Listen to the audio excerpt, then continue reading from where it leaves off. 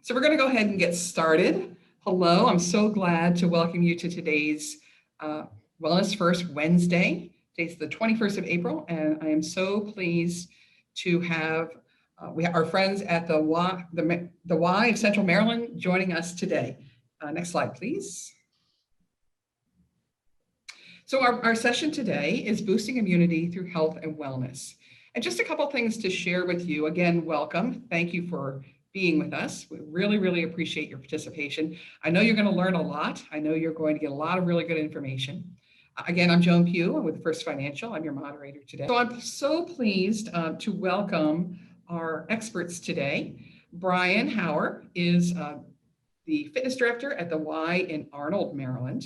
His degrees in exercise physiology, and he also has clinical exercise physiology credentials from American College of Sports Medicine. So when I ask Brian, what do you do in a typical workday? Really, it's about all areas of fitness, which include group exercise, personal training, fitness coaching, exercise prescription, injury prescription, exercise rehabilitation, strength, and conditioning. So Brian, you seem like you're a pretty busy guy. Thank you for joining us today. Thank you for having us. Thank you. And our next presenter is Ms. Rachel Martin. Now, she is the Membership Administrative Coordinator with the Y. She's been with the Y for 6 years and works at the General Annapolis Y in Arnold. She's been married for 11 years and has 3 kids and stays active with her kids because we all know they all have just nonstop extracurricular activities. Her prior experience includes an event manager with Marriott Hotels, planning weddings and meetings and conferences, and she loves the Y and its mission and the community we serve. And Rachel, I just want to thank you for being a part of our community and being with us today. Welcome. Absolutely. Thank you. Thank you. Next slide, please. Okay, Brian, so we're going to hand it off to you first. And again, this is Brian Hauer, Membership Administrative Coordinator for the Y. Thanks for being with us and take it away. Great, thank you so much. So today we're going to talk about boosting our immunity and talking about health and wellness and how that helps us fight infections and diseases. It should be no surprise to anyone that health and wellness are good for your body. We're talking about exercise and nutrition, right? Everybody knows that exercise keeps us going. Nutrition is what we're eating. We should be eating healthy. So today we're going to discuss the immune system, some stats on acute and chronic diseases. We're going to go a little bit into a high level learning of some of these things so that we can fully understand how we can fight off some of these infections and how do we have our body be the best defender it can be. When we're talking about it being cells and proteins, we're going to talk about what's bad for these cells and proteins and then what's good for these cells and proteins so that when you experience any of these flus, viruses, infections that come into your body has the memory from fighting these off previously, and it has the energy and capabilities to fight them off as we go. Okay, so if we can go to the next slide right there. So if you look at the slide here, you can tell that heart disease is our number one, right? So we're going to talk about a lot of things that deal with heart disease today, a little bit that deals with cancer, and a little bit about type 2 diabetes. Because these are some of the things that with a healthy immune system, your body is adapted to and well to fight off some of these things. So we're talking about a weakened immune system. So a weakened immune system comes from somebody who's not actively exercising, and actively exercising, we'll get to the slide, but talks about most days of the week getting at least 30 minutes of exercise. And we're going to talk about what the intensity of those levels of exercise should be so that your body's prepared for it. And then also having a healthy diet. So a healthy diet is consisting of high fruits and vegetables in your diet, maintaining your body weight at a healthy level, getting the proper amount of sleep at night so that your body can regenerate some of the cells that it loses throughout the day, and then make sure you're being properly hydrated. We always hear, especially with the vaccines that are coming out, stay hydrated, because that is your body's way of flushing out things that are bad in the system. So as you stay hydrated and as you have the right fuel and energy in your body, that's your body's way to fight off some of these causes that can lead to heart disease, cancer, and type 2 diabetes. So you can look at the slide and kind of see where the US is falling, the leading causes of death. And we're going to talk about a couple different types of cholesterol, which is HDLs and LDLs. We're going to talk about triglycerides. And these are some of the ways that blood's found in your body. And through simple tests through your doctor, you can find out if you have high or low levels of these, and then how you can increase the HDLs, which you want, which is our good cholesterol, decrease the LDLs, which is the bad cholesterol, and then keep your triglycerides at a level they should be at. Okay, so we can go to the next one. So healthy immune system, we want to defeat those invading pathogens. That's what we're talking about, is having your body prepped and ready for defense. Just like an army will be prepared, they're on the front lines, they have all the tools that they need to defend. That's what we want your body to do. So eating those high fruits, vegetables, we're going to talk about a couple of the good things, good ones that are really good for your body, where you're getting things from, how to exercise regularly, maintaining your healthy weight. We're talking about sleep and minimizing stress. But what we want to talk about is your healthy lifestyle, including all of these things. So it's not just, staying hydrated the days that you're going to the gym, or staying hydrated. It should be staying hydrated every day. And for the most people, we're looking at least 8 glasses of water a day, 8-ounce glasses. So how do you maintain that level of hydration? It's as simple as having a full glass when you wake up, a full glass of water at breakfast, lunch, and dinner, and a full glass on your breaks, a full glass before you go to bed. And I ask a lot of people all the time, how are your hydration levels? And people are like, I feel like I'm pretty hydrated. And I ask them how much they're drinking in a day, and it's usually 2 bottles of water. And, that's great as a start. But when we really talk about having 8 full glasses of water, if you think about a water bottle, you're looking to have 6 to 8 of those water bottles a day emptied, or hopefully we're refilling them to keep the environment green. But that's really what you're looking to stay hydrated. So really think about that to yourself. Are you really having enough water in the day? And then when we talk about exercise, are you really exercising? Now, we're going to talk about physical activity versus exercising, and what the difference is. And then fruits and vegetables. If you think back to yesterday, how many fruits and vegetables did you have throughout the day? And most people have 1 or 2 servings, when really we should be having 6 to 8 servings. So just an idea to kind of, look back on what we've been eating, doing a kind of a food journal, to make sure that, again, our body's prepared with the right foods and at the right hydration level, the right rejuvenation of sleeping, to fight off any infections that could come along. So go ahead to the next slide. So proper nutrition here. We're talking about the food that you see on the slide in front of you, and we're avoiding processed junk foods. And it's really not just because of the fat content in them. It's about sodium that's in them, and just how your body processes some of these things, how it turns some of the food that you're eating into fat. We'll talk about that when we get to triglycerides a little bit, and the way that your body absorbs some of the nutrients from certain foods, and then it stores some of them as fat in certain foods. And then if you have fat within your blood cells, depending on the levels of fat, it really does weaken your immune system. So we're going to talk firstly about what our HDLs are. So our HDL cholesterol is our good cholesterol, and you're going to hear from your doctor the number of 60. So we'll talk about that a little bit more, but I want to explain what HDLs is. So HDL, in all sense of the term, is a cholesterol. And what that means is it's a type of fat that's carried in the blood. So when you're eating certain foods, the type of fat that's getting carried is your cholesterol levels, consisting of HDLs and LDLs. The HDLs is like a vacuum cleaner for cholesterol in the body. When it's at healthy levels in your blood, it removes the extra cholesterol, the plaque buildup that's on your arteries, and sends it to your liver. Your liver then expels it from the body. And ultimately, this helps reduce your risk of heart disease, heart attacks, and stroke. So that's a big, powerful statement, and it's a lot of words, but it's meaning if we have our HDLs, means we're eating the right food, we're getting the right exercise. The HDLs in your body is going to get rid of the bad LDL cholesterols. It's going to send the extra plaque that's in your arteries, which causes the heart disease and the stroke and the heart attacks, to the liver. The liver processes it and then gets rid of your body. Okay, so go ahead to the next slide, please. So the daily exercise part is, how much exercise are we getting? We know that cardiovascular health means, when we talk about cardio, what is cardio? It's doing the treadmill, it's doing the elliptical, it's walking. Cardiovascular and respiratory health are pumping oxygen into your body and having your heart pump out blood that's full of oxygen through the body. right? So that will lower your blood pressure, and blood pressure, having high blood pressure is a symptom of having heart attacks and strokes, or it's a precursor. Help control your body weight. We know people that are in that overweight and obese categories are more highly susceptible to getting some of these diseases. Let me see if we want to talk.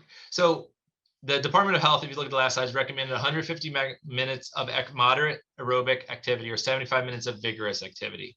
And what is the difference between moderate activity and vigorous activity? We're going to do a little fun event right here. So in the fitness industry, we do a lot of things based on target heart rate zones. So where your heart rate should fall.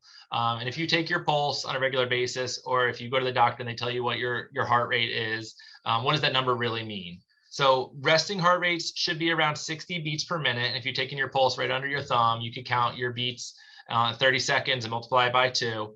And 60 to 80 is a healthy level. The lower that number is, into the 50s, means your body is conditioned and your heart's working efficiently. Then when we're working out at a moderate activity, we're going to work out at about 65% of what our max heart rate is. Okay. And then when we work at vigorous activity, we're working at 85% of what our max heart rate is. So how do we get our max heart rate, right? So if you do a simple equation with your age, 220 minus your age, that is your age predicted max heart rate, right? And then you just multiply that by 65 and 85% to get those numbers. So real quick calculations is, if you're a 20-year-old, 220 minus your age is 20, your max heart rate predicted is a 200 beats per minute. Working out at 60% of that will be 120 beats per minute for that 75 to 150 minutes. And then working out at 85% of that will be 170 beats per minute. And that's how we're gauging activity levels to see how hard your heart is working.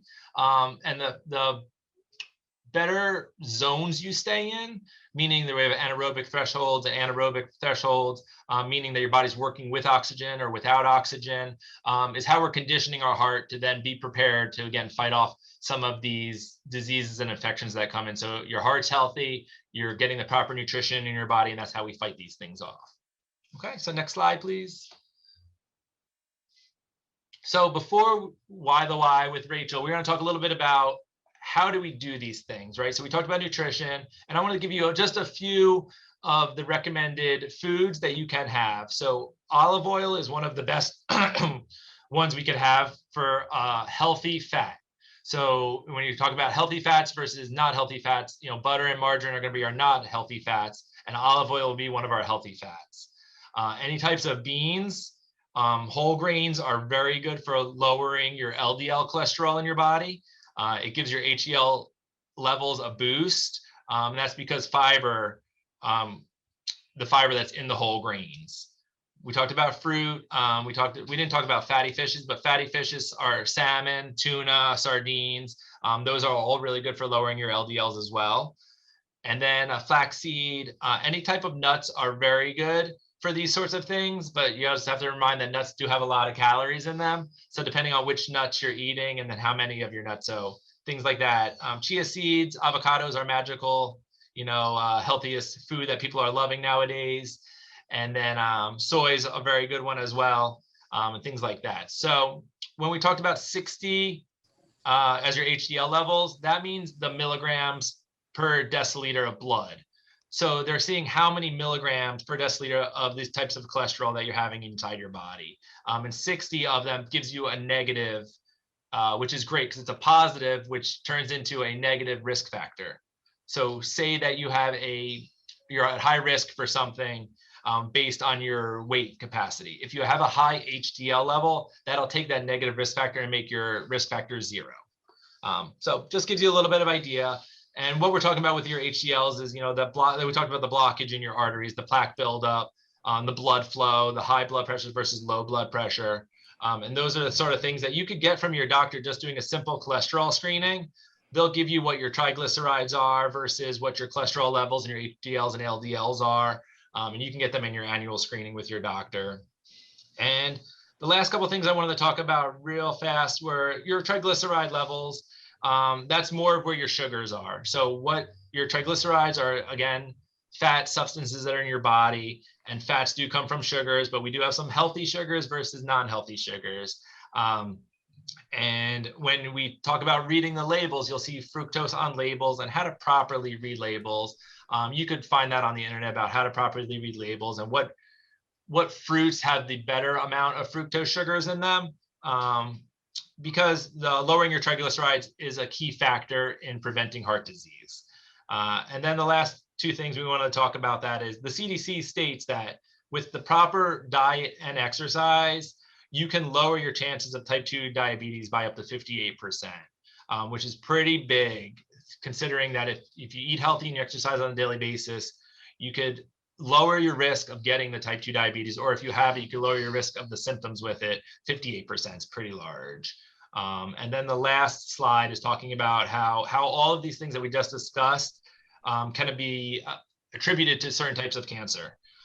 Being overweight and obese through the CDC have associated with 13 different types of cancer. So just having your body fat percentage being high puts you at risk for 13 different types of cancer, with the three most common being uterine, colon, and breast cancer.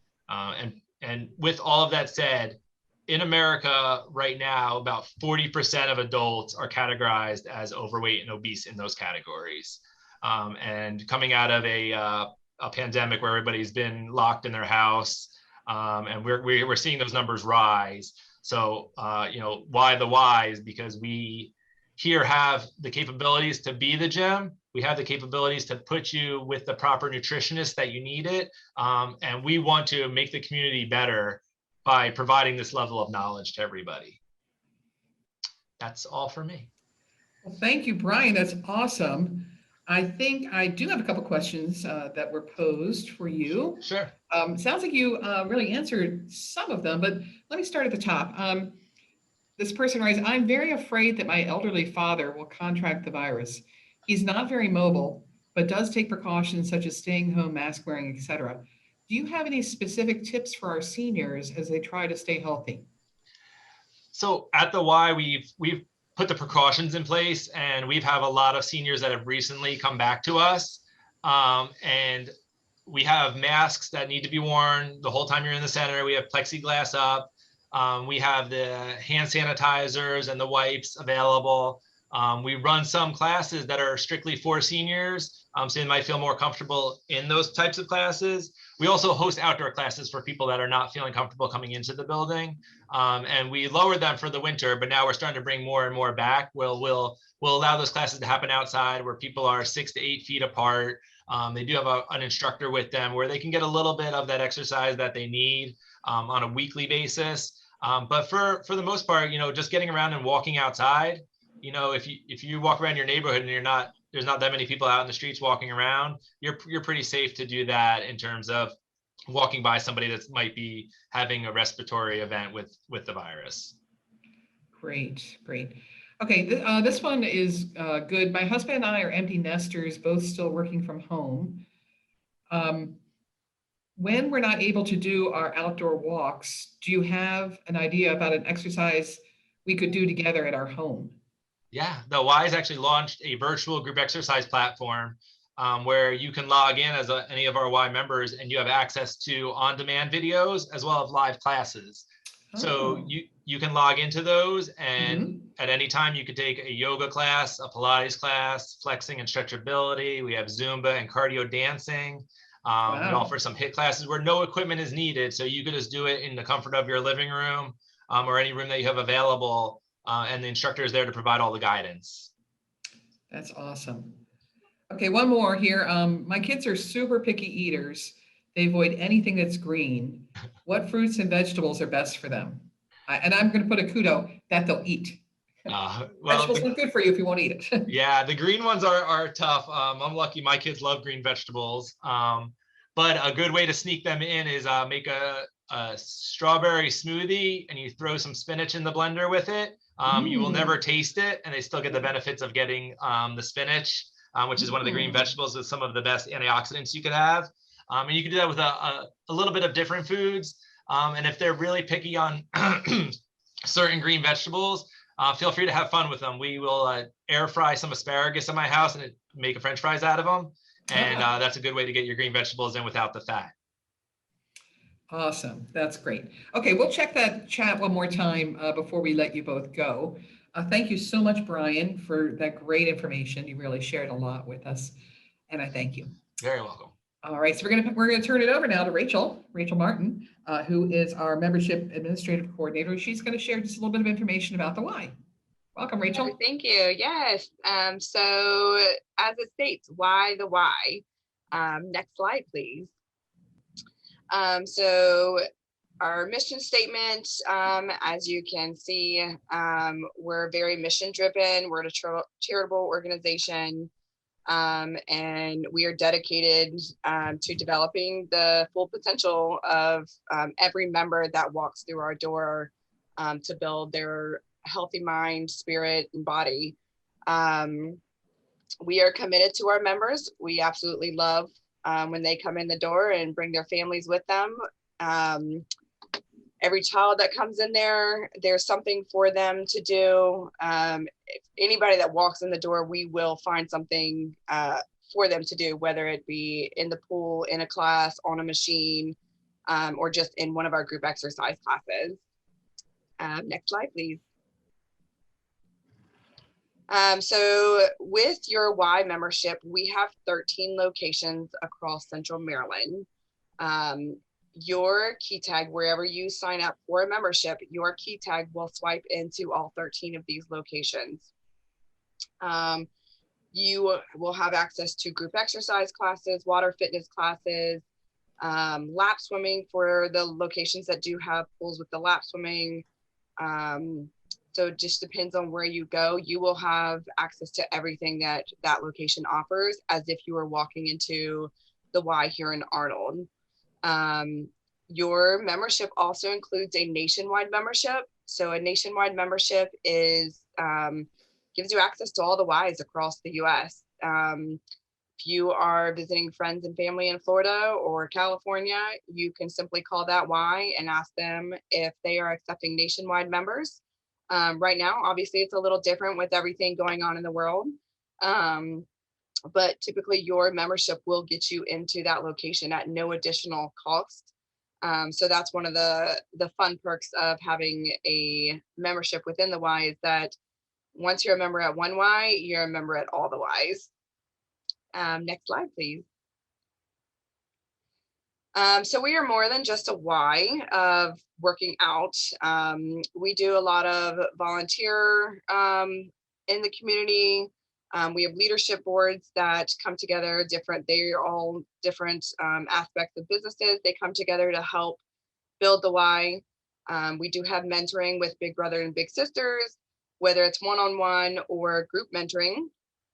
We do have before and after school enrichment. So those are either at the Y or in a school. And they do the before school care and the after school care when school is in session. Right now, we do have the Academic Support Center going on in a few of our locations. So this is basically sending your kid to the Y. And they are doing all their schoolwork at the Y. They are logging in on their computer. They are sitting basically in a class setting, headphones on, and just doing schoolwork with teachers there from the Y to assist them, help them get logged on, transferring from class to class, and just being a support for them before school starts, during the school session, and then after school. And we are in full gear mode now for summer camps. They are starting to fill up, which is awesome to see. Last year was a little different, but this year we are seeing a great headway of parents starting to get their kids back out and involved in activities. Summer camp is just a wonderful place to send the kids, depending on location of where you live. We have them all across the 6 counties that we are in as a Y. So that is one thing that we absolutely love hosting during the summertime here is summer camp. And then we also have our Head Start and preschool programs within the Y. Next slide, please. So these are all the different references that we're going back to what Brian was discussing, of where you can find any information, that all the reference points of what the previous slides were. These are going to be located right here. And thank you so much, Rachel. And here's some contact information as well. And we appreciate you offering that. Rachel, I just have to say, hearing all the wonderful things that the Y does for the community makes me understand even more why First Financial Federal Credit Union and the Y of Central Maryland have partnered, because your values align with our values, and we're here to serve our members, and we're here to serve the community. So having that partnership with you means a lot to us, and we're so pleased to talk about it, experience it, and share that with our community. So thank you. Absolutely. Thank you. Yeah. So, oh, wait, we have one more, maybe two more questions here. Let's take a peek. So we're going to go back. Certainly, Rachel and Brian, we can, whoever you think is going to help with this. We have two questions. The first one is, if I wanted to supplement my diet with vitamins or minerals, which vitamins or minerals would best enhance my immune system? That's a great question, but it's loaded in terms of we don't know health history, so we're going to refer to everybody's doctors on those. And with that said, you can go to your doctor and just ask about which multivitamins will work best for you, depending on where your blood levels are. But also know that if some of the vitamins that we talked, or the foods we talked about, can be supplemented with vitamins without talking to your doctor, in terms of if you're not a fish person and you don't like to eat salmon or tuna, and the fish cells pills will do the same effect and give you those omega acids that you need. Great, thank you. And that makes a lot of sense. Okay, last one, and I think many of us can relate to this. The person writes, I wake up at 5:30 a.m. and I work an 8:30 to 8:30 a.m. to 5 p.m. job. When I get home from work, I must take care of my children, cooking, homework help, cleaning, and then getting them ready for bed. By the end of the day, I'm completely exhausted. I have no time to exercise. Do you have any suggestions? Yeah, we get this one all the time. Sure. So my recommendation for anybody that's struggling with finding the time is to do 10-minute bouts. So if you could do a 10-minute bout of walking around your neighborhood at 6 a.m.